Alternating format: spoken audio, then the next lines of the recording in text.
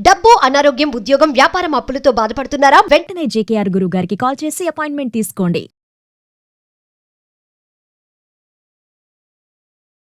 నమస్తే, welcome back to Suman TV. ప్రస్తుతం మనతో పాటు ఉన్నారు కేరళ జ్యోతిష నిపుణులు, life coach, money skills, law of attraction, date of birth లేని వారికి పుట్టుమచ్చల శాస్త్రం, ప్రశ్న శాస్త్రం, హస్తరేఖల ద్వారా జాతకాన్ని తెలియజేయగలిగే బ్రహ్మశ్రీ డాక్టర్ జేకేఆర్ గారు ఉన్నారు. గురుగారితో మాట్లాడదాం.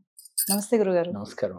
గురుగారు, ఇప్పుడు పితృదేవతలు శాంతించకపోవడం వల్ల కొంతమంది ఇళ్లలో కుటుంబ సభ్యులలో సఖ్యత ఉండదు, ఆరోగ్య సమస్యలు, ఆర్థిక సమస్యలు ఉంటాయి అంటారు కదా, ఇది ఎంతవరకు నిజమంటారు? వాస్తవంగా నిజమేరా. ఎలా అంటే పితృదేవతల యొక్క అనుకూలత లేకపోతే ముందు ఇంట్లో శుభకార్యాలు జరగవు, వివాహాలు జరగవు, సంతానాలు కలగవు. ఇలా చాలా అవస్థలు పడుతూ ఉంటారు. వాళ్ళు ఎన్ని రెమెడీస్ పాటించినా వాళ్ళకి రిజల్ట్ రాదు. అలాగే ఎంతమంది డాక్టర్ దగ్గరికి వెళ్ళినా సంతానం కలగట్లేదు, అన్నీ బాగున్నాయి అంటా ఉంటారు. అప్పుడు వాళ్ళు పితృదేవతల్ని వారి యొక్క అనుగ్రహం కోసం కొన్ని క్రియలు చేసుకోవాలి. అంటే సమస్యలు ఇంటి పెద్దల యొక్క ఆత్మ శాంతించకపోతే ఇంట్లో సమస్యలు తలెత్తూ ఉంటాయి, గొడవలు అవుతూ ఉంటాయి, మనశ్శాంతి ఉండదు, ఎప్పుడు నెగిటివ్ అంత ఆరా ఎక్కువ ఉంటుంది ఇంట్లో, ఇలా ఎక్కువగా ఉంటాయి. అప్పుడు వారు ఏం చేయాలి అని అంటే, వారి జన్మ నక్షత్రం రోజున, అంటే భర్త యొక్క జన్మ నక్షత్రం రోజున మీరు శివాలయంకి వెళ్ళి, ఎవరైతే ఈ యొక్క పితృదేవతల యొక్క ఆత్మ శాంతించలేదని భావిస్తారో వారి యొక్క బిడ్డలుగా ఉన్నవారు జన్మ నక్షత్రం రోజు, అంటే స్త్రీల కన్నా ఇద్దరు కలిసి వెళ్ళొచ్చు, లేకపోతే భర్త అయినా సరే, వెళ్ళి కేజీంపావు తిలలు అంటే నల్ల నువ్వులు అని అంటాం. కేజీంపావు నల్ల నువ్వుల్ని దానంగా ఇవ్వాలి. ఈ దానం ఇచ్చేటప్పుడు ఏం చేయాలి? దక్షిణ ఇచ్చి దానం చేయాలి. దక్షిణ అంటే వారి ఓపిక కొలది, అది 100 రూపాయలు లేకపోతే 200, 300 మీరు ఇచ్చి దానిపైన కాయిన్ కూడా పెట్టి, అంటే 101 రూపాయి అలా అన్నమాట. అందుకని మన పెద్దలు చెప్తుంటారు, 108 రూపాయలు లేకపోతే 101 రూపాయి పెట్టండి. ఇలా అది 101 కావచ్చు, 200 కావచ్చు, 500 కావచ్చు, వారి ఓపిక కొలది దానంతో పాటుగా ఈ యొక్క డబ్బుతో సహా దానం ఇవ్వాలి. ఇలా ఇవ్వటం వల్ల పితృదేవతల యొక్క ఆత్మ శాంతిస్తుంది. అదే కాక స్వయం పాకాన్ని, అంటే స్వయం పాకము అంటే ఏమొస్తుందమ్మా? బియ్యము, చింతపండు, కూరగాయలు ఇవన్నీ కూడా కలిపి స్వయం పాకంగా చెప్పుకుంటాం. ఇవి కూడా సద్బ్రాహ్మణుడికి దానం ఇవ్వాలి. ఇలా ఎవరైతే ఇస్తారో, ఎప్పుడైతే బ్రాహ్మణోత్తముడు ఆత్మ శాంతిస్తుందో, అంటే ఇది తీసుకున్నప్పుడు అమ్మయ్య ఇవాళ నా కూరకి, నా భోజనానికి ఉన్నాయి సరిపోయినాయని ఆయన ఫీల్ అవుతాడో, పితృదేవతల యొక్క ఆత్మ శాంతిస్తుంది అని చెప్తున్నారు. దీనితో పాటుగా లేని వారి కోసం మనం ఏం చేసాం? బ్రాహ్మణోత్తముడికి దానం ఇచ్చాం. ఎందుకని? బ్రాహ్మణుల్లో భగవంతుడే కొలువై ఉంటాడు అని చెప్పి మన శాస్త్రాలు చెప్తూ ఉన్నాయి. అందువల్ల మనం అందుకనే బ్రాహ్మణుని చూడగానే ఒక్కసారి బ్రాహ్మణుడికి నమస్కారం చేయాలయ్యా అని మన పెద్దలు చెప్తూ ఉంటారు. దీనితో పాటుగా లేనివాడికి మజ్జిగ దానం. ఎందుకని? పితృదేవతల యొక్క అనుగ్రహం కలగాలి అంటేనేమో తిలలు దానం చేయాలి. తిలలతో పాటుగా లేనివాడికి అన్నదానం చేయాలి. స్వయం పాకము, తిలలు కూడా పంతులు గారికి ఇవ్వాలి. వీటితో పాటు ముఖ్యంగా అమావాస్య తిథి రోజు కానీ, వారు చనిపోయిన తిథుల రోజులు కానీ, అలాగే ఆ ఇంట్లో యజమాని అంటే భర్త కావచ్చు, యజమాని అని ఉంటారు కదా, ఆయన యొక్క జన్మ నక్షత్రం రోజు కానీ ఇలా చేయొచ్చు. దీంతో పాటుగా మనం మనసు ప్రశాంతంగా ఉండాలి కదా. ఎప్పుడు వీటి వల్ల ఏం జరుగుతుంది? అలజడి మొదలవుతాం.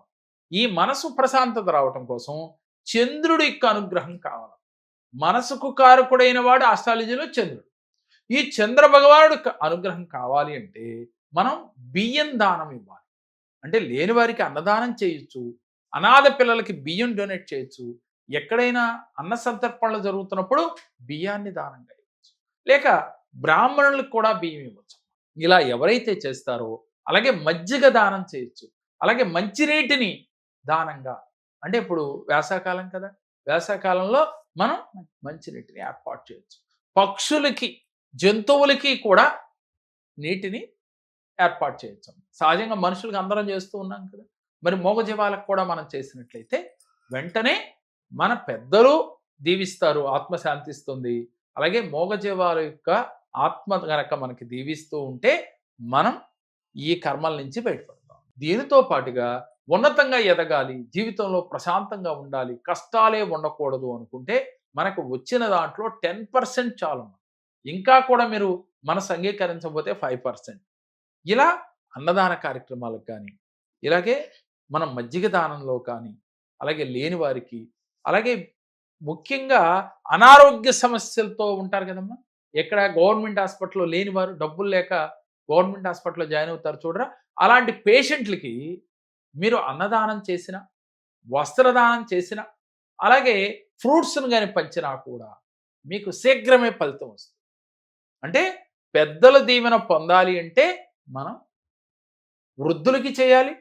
ఎందుకని? పెద్దవారిని మనకి కాలం చేస్తున్నారు కాబట్టి వృద్ధులకి మనం వస్త్రదానం, అన్నదానం చేసినప్పటికి కూడా అలాంటి ఫలితమే వస్తుంది. వీటితో పాటుగా ప్రతినిత్యము కూడా మనం సంకల్పం చేయాలమ్మా. ఏమని?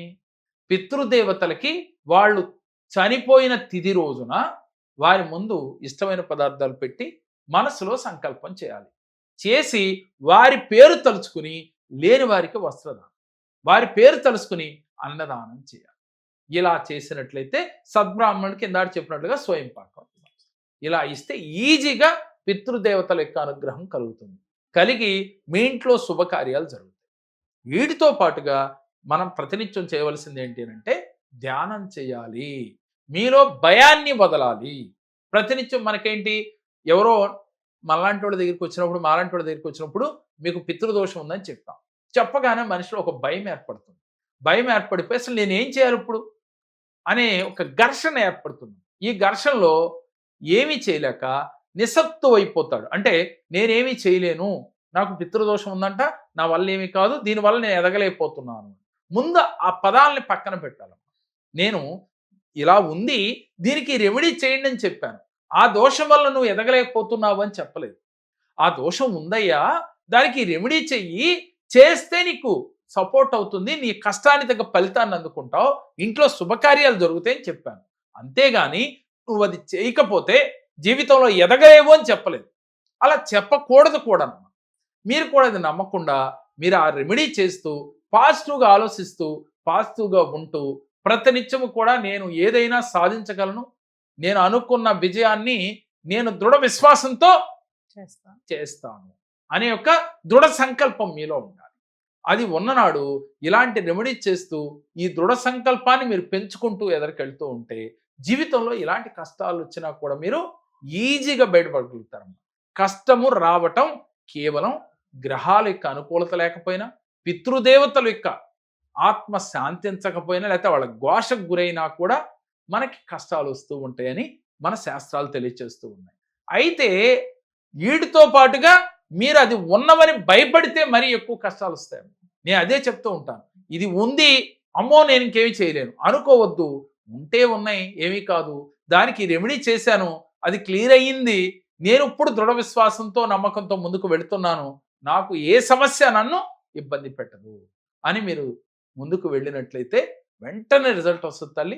చాలామంది మా దగ్గరికి వచ్చినప్పుడు వారి జాతకం చూసి చెప్పేది ఏమిటి, నాయనా నీకు ఈ సమస్య ఉంది కాబట్టి ఈ సమస్య ఉందని నువ్వు భయపడకు, భయపడితే ఇంకా వెనక్కి వెళ్ళిపోతావు, నువ్వు చేయవలసింది ఇది, ఈ రెమెడీ చేసుకో, ఈ సంకల్పం చెయ్యి, ఇలా మెడిటేషన్ చెయ్యి, ఇలా నువ్వు చేస్తే జీవితంలో నువ్వు ఉన్నతంగా ఎదుగుతావయ్యా అని వివరించడం జరుగుతుంది. అలా ఎంతోమంది మా జ్యోతిష్యానికి వచ్చి, కేరళ జ్యోతిష్యానికి విశేష ఫలితాలు పొందారు. జీవితంలో వివాహాలు లేని వారు, సంతానం కలిగిన వారు, అలాగే ఐశ్వర్యవంతులైన వారు, కోట్లు సంపాదించిన వారు ఎంతోమంది ఉన్నారు. వాళ్ళందరినీ కూడా వీడియోల రూపంలో చూపిస్తూ ఉన్నాం. ఎందుకు చూపిస్తున్నామంటే వారికి జరిగింది మరి మీలాంటి వారికి ఎందుకు జరగదు? అయితే మీలో నమ్మకం ఉండాలి, నమ్మకంతో ఆచరించాలి, ఆచరిస్తే తప్పకుండా జరుగుతుంది. కాకపోతే మీకు సరిగ్గా గైడ్ చేసే గురువు కావాలి, అలాగే ఆ గురువు పైన మీకు విశ్వాసం ఉండాలి, అప్పుడు మీకు రిజల్ట్ వస్తుంది. గురుగారు ఒకసారి అపాయింట్మెంట్స్ ఆన్లైన్ ఆఫ్లైన్ అపాయింట్మెంట్స్ అందుబాటులో ఉన్నాయి. ఎవరైతే ఆన్లైన్లో కానీ ఆఫ్లైన్లో కానీ కలవాలనుకుంటున్నారో స్క్రీన్ పైన స్కోవతున్న నెంబర్లకు కాల్ చేయండి. ఒక మనిషి జాతకాన్ని 12 కోణములలో చూసి పరిశీలించి పరిశోధించి మీ జాతక వివరణ తెలియజేయడం జరుగుతుంది. సమస్య ఎక్కడున్నా దాన్ని తెలుసుకుని దాన్ని పరిష్కార మార్గంలో మిమ్మల్ని తీసుకెళ్ళటానికి ఈ కేరళ జ్యోతిష్యం సిద్ధంగా ఉంది. మరి మీరు సమస్య ఉందని బాధపడకుండా ఒక్కసారి మా కేరళ జ్యోతిషాన్ని అప్రోచ్ అవ్వండి. మీ జీవితంలో అద్భుతాలు ఎందుకు రావో చూడొచ్చు. ఎప్పుడూ కూడా మనిషి తలుసుకుంటే సాధించలేనిది లేదు, సమస్య వచ్చిందని కుంగిపోకుండా ఆ సమస్యని ఎలా మనం ఈజీగా బయటికి రావాలా సమస్య నుంచి అని ఆలోచించాలి, అన్వేషించాలి, సరైన గురువుని పట్టుకోవాలి. అప్పుడు మీరు జీవితంలో విజయ పదంలో ముందుకు వెళ్తారు. నమస్తే గురుగారు. నమస్కారం. ప్రేక్షకులకు నమస్కారం. నేను యూట్యూబ్ లో జేకేఆర్ గారు సార్ చూసి నా ఆర్థిక ఇబ్బందుల వల్ల జేకేఆర్ గారిని విశాఖపట్నంలో కలవడం జరిగింది. నాకు జేకేఆర్ గారు కొన్ని రెమెడీస్ చెప్పారు, అవన్నీ నేను పాటించడంతో నా ఆర్థిక ఇబ్బందులన్నీ కొంచెం తొలగిపోయాయి. కాబట్టి జేకేఆర్ గారికి మనస్ఫూర్తిగా వేల నమస్కారాలు చేస్తూ ధన్యవాదాలు తెలుపుకుంటూ సెలవు తీసుకుంటున్నాను.